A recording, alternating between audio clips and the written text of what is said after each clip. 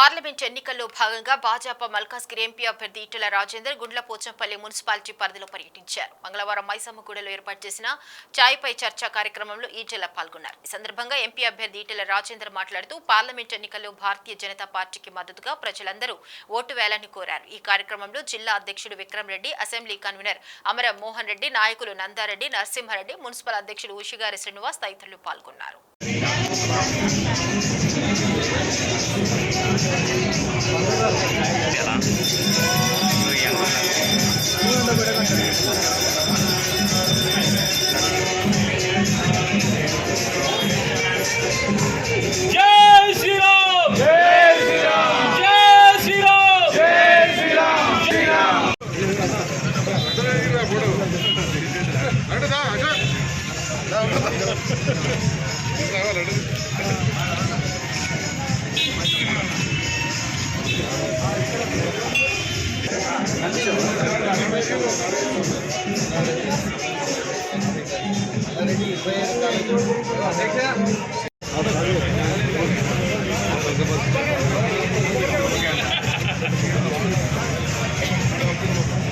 గ్రామం మొత్తం రాబోయే ఎన్నికలలో భారతీయ జనతా పార్టీకి అండగా ఉంటాం, బీజేపీని గెలిపించుకుంటామని చెప్పి మీరు చెప్పిన సంఘీభావానికి ధన్యవాదాలు తెలియజేస్తూ, ఇక్కడ